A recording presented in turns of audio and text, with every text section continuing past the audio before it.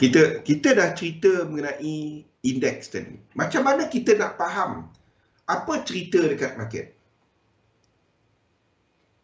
Okey. Macam mana kita nak faham apa cerita dekat market? So, indeks adalah satu kumpulan instrumen yang saya guna pakai, indeks ya, yang saya guna pakai untuk melihat kepada pelaburan, kepada sentimen, kepada apa fundamental tu. Itu yang saya tengok. Indeks equity ya. Sebab kalau kita tengok kepada data GDP yang tadi itu cerita 3 bulan lepas. Itu cerita 3 bulan lepas. Paling awal pun US Advanced GDP kan. Itu cerita penghujung Mac. Kita sekarang ni hujung April. Kalau anda nak tahu indikator terkini untuk ekonomi, itulah indeks. Faham? Itulah sekarang ni. Ekonomi kalau orang hari ni pasaran jatuh. Pasaran jatuh selama 7 hari berturut-turut. Jadi ekonomi dijangka menyusut. Itu cerita dia. Indeks adalah satu indikator, satu data yang saya guna pakai untuk melihat kepada pelaburan. Kalau ekonomi tak bagus, orang tak melabur kepada, orang lebih banyak menyimpan. Orang akan melabur kepada aset-aset yang tidak yang tidak melambangkan growth. Orang akan cari kepada value. Itu beza dia lah. Okey. So apa yang kita simpulkan mengenai pergerakan kepada indeks ni tadi. Kalau anda kalau anda lihat kepada struktur ini, ini dekat 4 hour. Okey. So, kalau kita ada satu cycle pergerakan, kalau kita ada satu cycle pergerakan adalah, tak cantik pun dekat sini. Okey, saya tulis kat sini lah.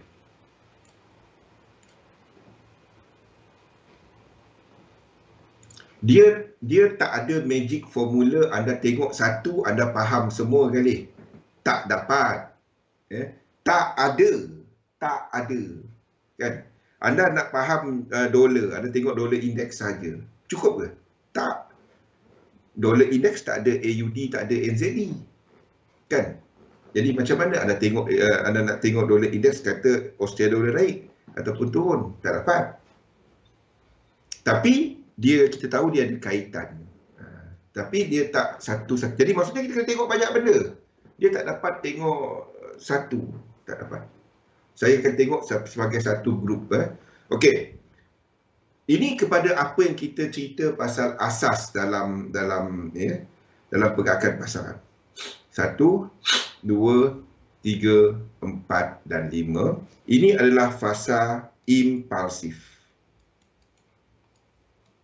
Okey. Ini adalah impulse wave. Ini adalah basic kepada immediate wave lah. Impulse wave diikuti oleh satu korektif. Diikuti oleh satu korektif. Jadi satu cycle terdiri daripada 5 campur 3 iaitu 8 lekuk.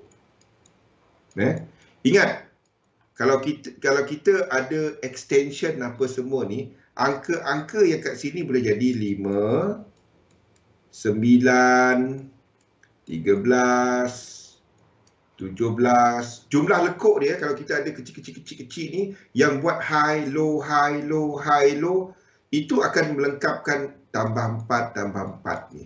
Okey. Manakala untuk korektif kita ada 3, 7, 11, 15, tambah 4, tambah 4. Okey. Itu asas kepada wave sequence ni. Itu asas kepada satu cycle, one price cycle, satu price cycle.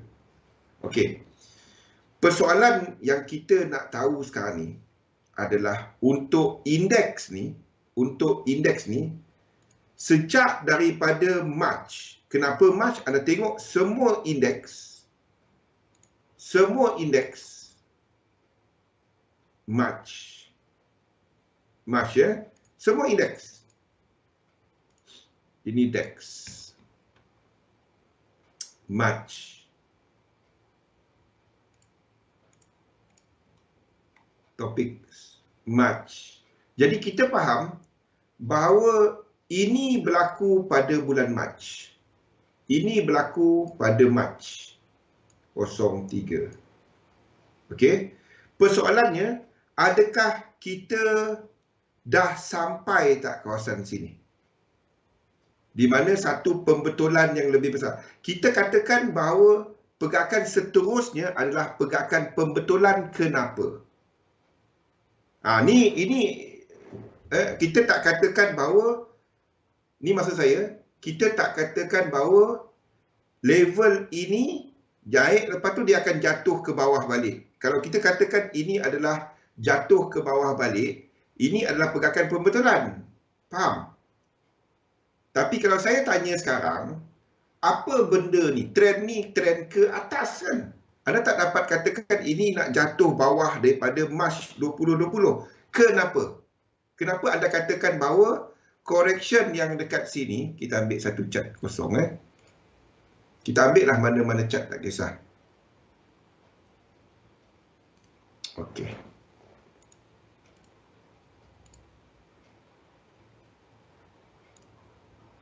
Mana ni? Okey. Chart apa? US, KLCI. KLCI pun boleh lah. KLCI. Kita ambil Malaysia lah. Sama. Okey. Okey. KLCI. Yes, satu number of wave. Pada waktu ini, KLCI ada tak kemungkinan untuk dia jatuh ke bawah balik? Ada tak kemungkinan untuk dia jatuh ke bawah balik? Ini masih boleh berlaku, betul? Setakat ini berapa wave yang naik anda nampak? 3. 1, 2, 3. Jadi kalau ikut teori yang ini tadi, 3 tu adalah korektif.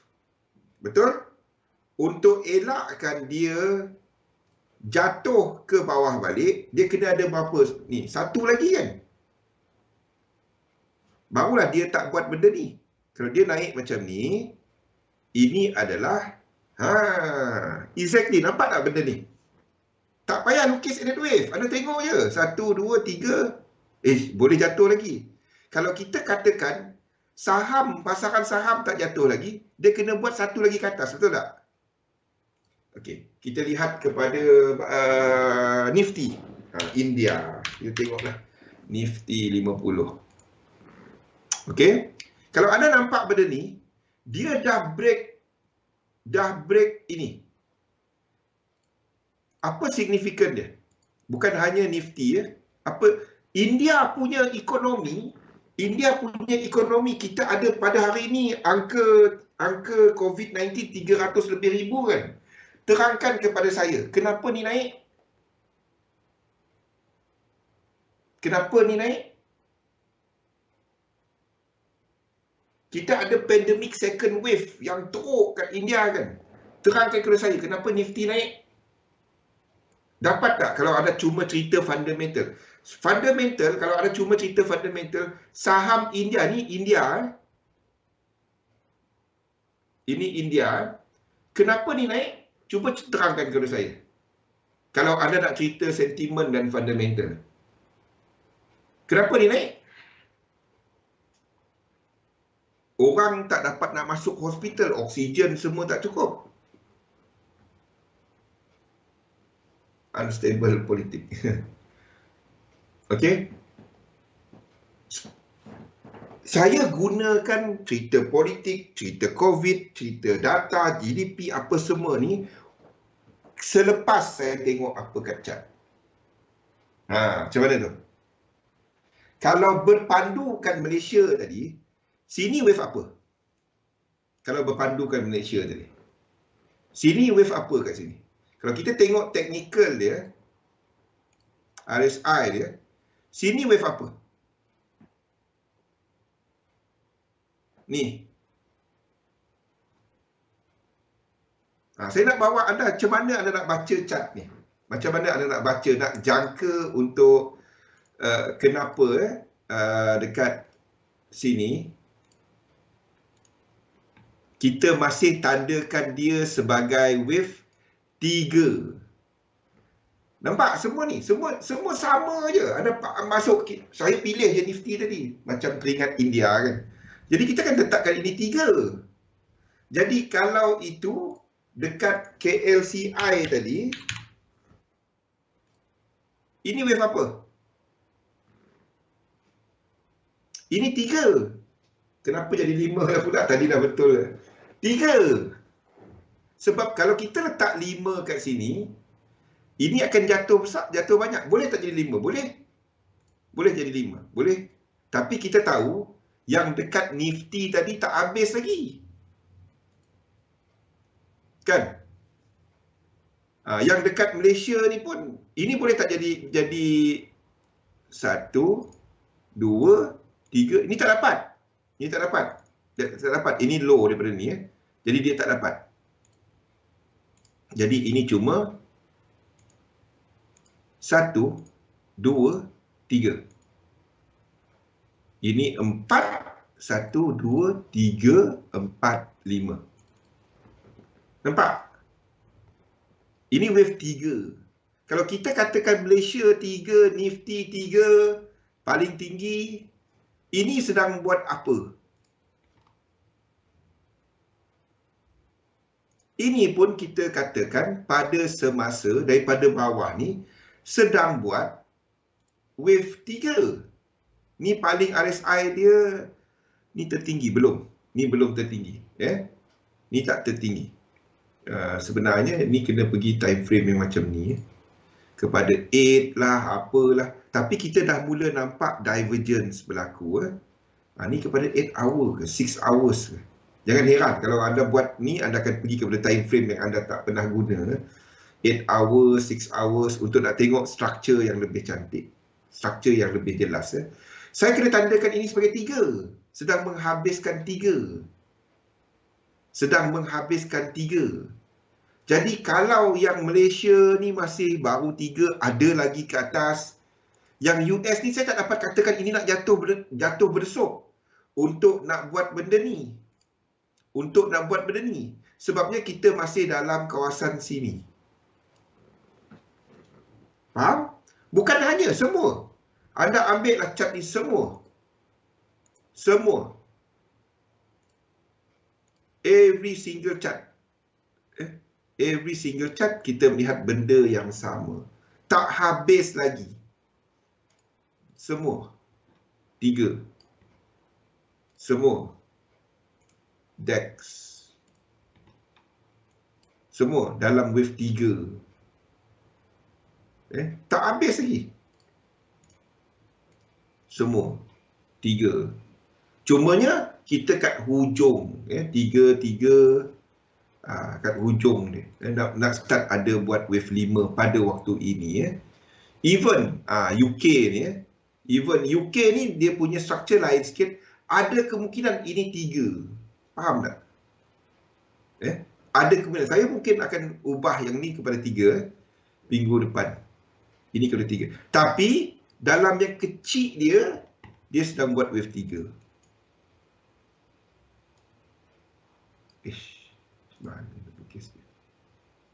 It is some sort of wave 3 dekat sekarang. Faham? Semua sama. Semua chart sama. Everything sama. Everything. Dia some sort of wave 3. Anda tak pergi short index. Anda tak pergi short yen pair. Faham? Dia jatuh. Boleh short? Tak. Dia jatuh. Kalau ada set up incomplete sequence, ada set up momentum sequence, anda cari untuk long. 100% equal leg. Itu je. Anda tak pergi short dia kalau anda tahu ini nak ke atas. Anda tak pergi short yen pair. Itu kaitan benda ni semua. Itu kaitan, semuanya berkaitan. Tapi, if anda katakan ini dah ada wave 3, ataupun dia boleh extend lagi, macam ni. Ini boleh jadi 1, 2 dan 3, 4, 5. Ini cuma 1, 2, 3, 4, 5. Nampak tak kemungkinan yang boleh berlaku? Tapi, adakah dia nak buat wave 3 sini 4, 5, lepas tu buat correction besar? Ataupun 1, 2, 3, 4, 5 lebih ke atas? Itu kita tak tahu sekarang. Faham? Itu kita tak tahu sekarang. Kalau kita nak katakan dia buat 1, 2, 3, 4, 5 dengan rupa Nifty tadi, itu tak kena, tahu tak? Tak kena kan? Nifty ni lurus macam ni. Kalau kita katakan ini 1, 2, 1, 2, faham tak? Ini adalah 1, 2, 3. Jauh sangat kan? Tak masuk akal kan? Jadi kita tak dapat katakan KLCI, nampak cara guna yang Nifty untuk baca KLCI. Kita tak dapat nak katakan sini buat yang ni. Tak dapat. The only way adalah ini. 3, 4, 5. Faham? Kalau KLCI buat yang tadi tu, Nifty ke mana, bulan bintang mana tak ada pergi. Faham? Faham tak cerita dia?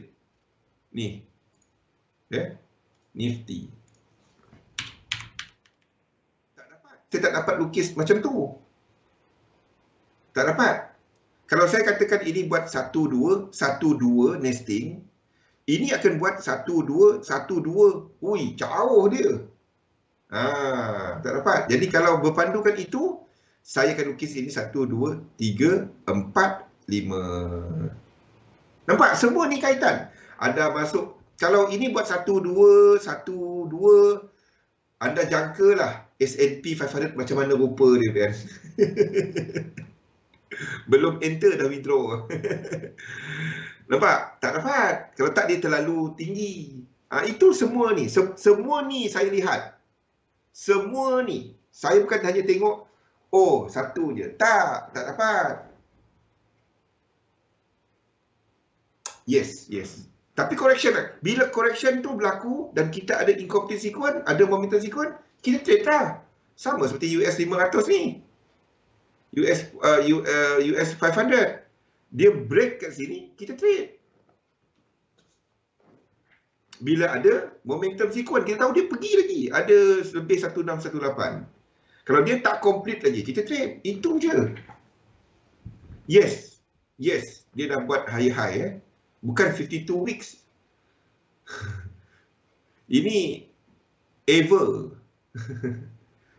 Ini level tertinggi dalam sejarah.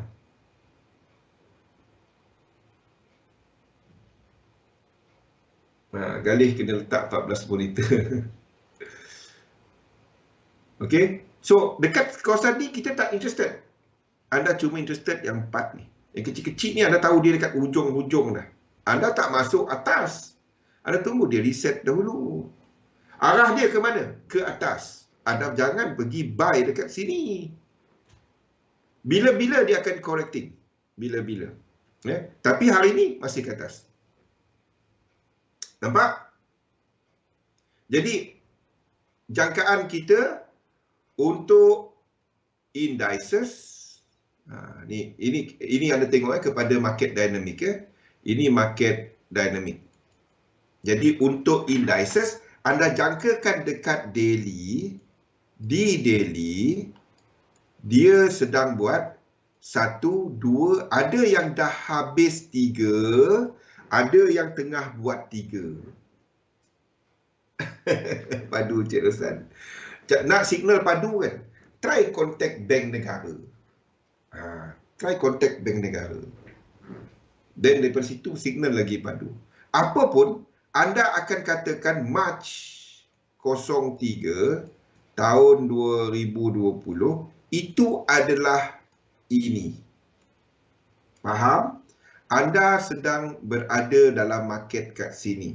Jadi mana-mana instrumen yang ada 1618 contohnya ataupun incomplete sequence, contohnya macam ni, ini kita dah sampai masuk kawasan equal leg tau. Ini ada incomplete sequence tau. 1, 2, incomplete. Selagi dia tak sampai 1, any 3 wave pullback, kita long. Itu adalah US 500. Ini adalah US 30. Tengok. 1, tempat dia akan sama. Incomplete. 3 wave, long. Nampak?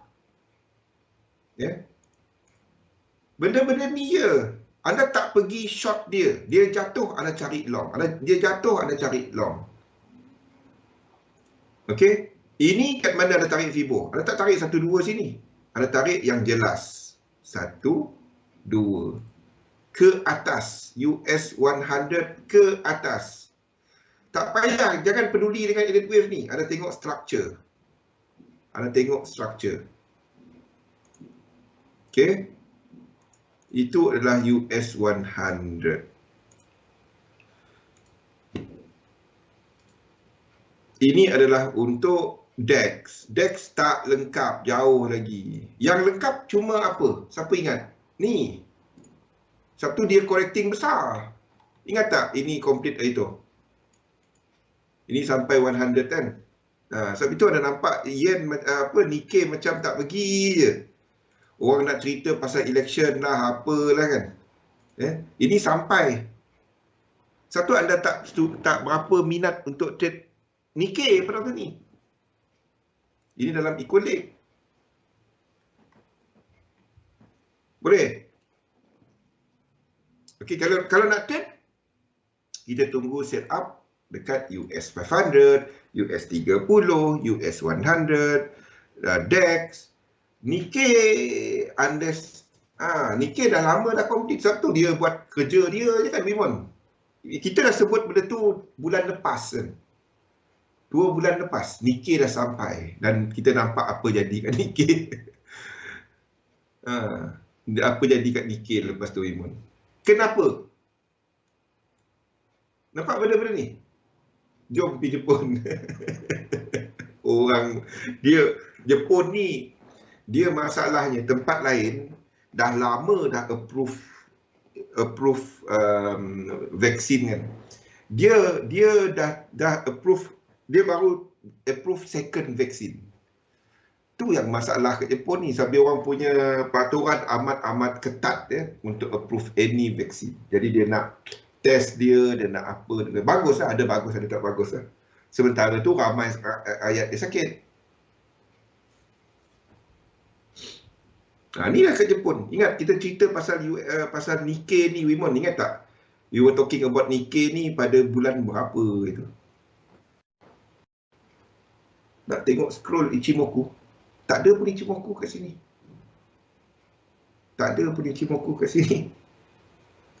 Saya tengok ni je. Saya tengok Ichimoku, kalau nak guna Kumo, itu lebih kepada cuma nak tengok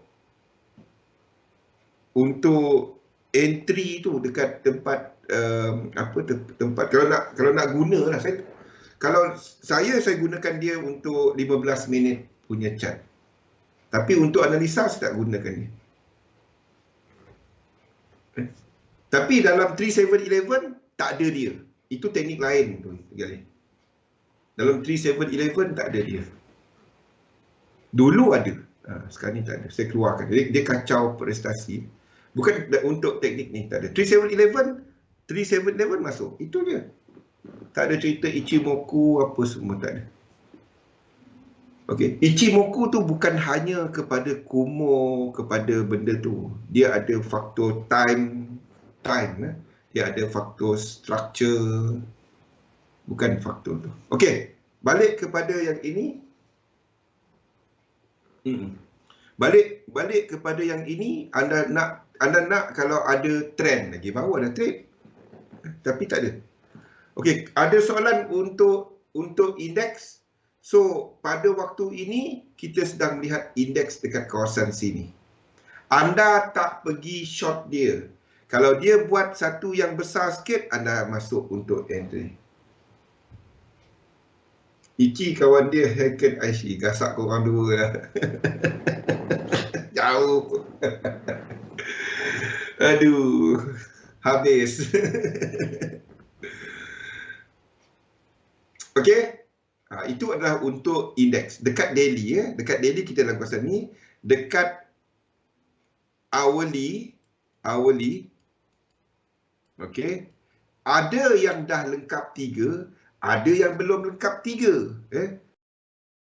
Maksudnya 3, ada yang dah lengkap 3 dan 4, ada yang belum lengkap 3. Jadi A ni nampak dia buat 1618. Anda long. Itu je. Kita tahu yang dekat daily tadi, dia ada incomplete sequence. Sebab itu saya duk kata, indeks anda tak pergi short. Dia tak habis lagi ke atas, tak habis. Kalau anytime dekat hourly, yang ada incomplete sequence dan momentum sequence, anda enter. Sebab di time frame besar, dia tak habis lagi. Nampak? Kita ada trend dekat dua tempat. Dekat daily dan dekat hourly kan, untuk US 30, untuk US 500 dengan DAX 30 yang kita letakkan kat sini. Itu caranya adalah cari underlying trend. Trend yang kat dalam dia, apa trend dia sebenarnya. Pukul berapa dah jam? Pukul 4 dah, astagfirullahalazim. Kita baru satu.